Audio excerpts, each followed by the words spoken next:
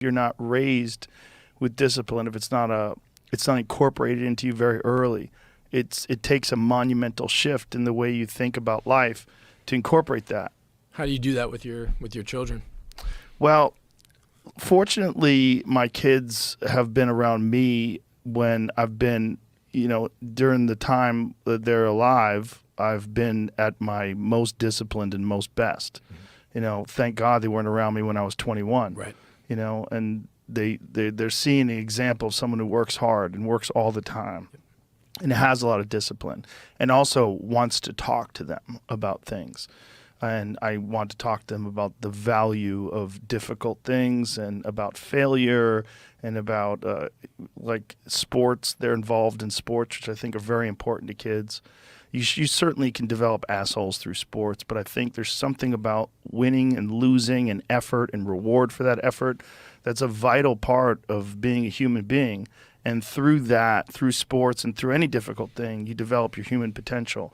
I think you only find it through struggle. You only find it through a difficult thing to acquire or a difficult thing to accomplish, and then doing that and recognizing that your boundaries are actually movable and that the boundaries that hold you back now are not permanent. That's right. They speak to your state at the moment, but that state, you can advance that state and you can do things to make your perspective more nuanced and enhance it and hopefully they can learn from that. But there's also the problem that they're growing up in a loving household. They're growing up, the examples they have is people that are very kind and nice, and I think you do need to be exposed to a certain amount of assholes to understand the full scope of human beings. No question. And I feel so much of my job as a father is creating this kind of adversity in my kid's life. I have to, and I need my children to learn the lessons that I've learned.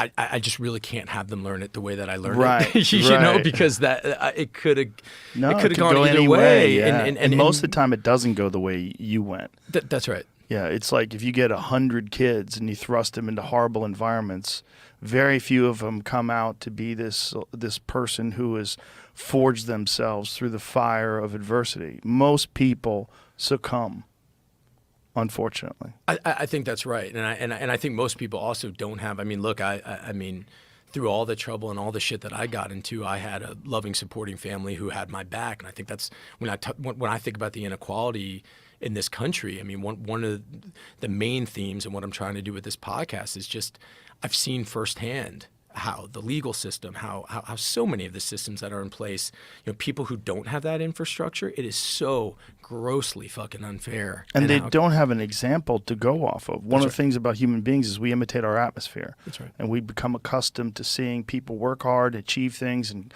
people that are kind and ethical and honest. And we look at that as like, that's a value that I want to aspire to achieve. And if you don't have that around you and all you have around you is crime and drug-ridden streets and gang violence, and you don't know any other way to think or behave, you don't have an example of it. And there's very little effort done to change those neighborhoods. I mean, if you look at the amount of effort and the amount of resources that we pump into other countries, we pump into the military, we pump into all these various things, we always seem to have money for it. Mm-hmm.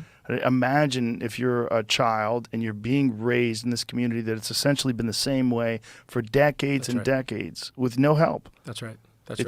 You feel like an outsider, and you feel like the system is rigged. Absolutely. In many ways, it is. It is. I couldn't agree with that. Yeah. More. I couldn't agree with that more.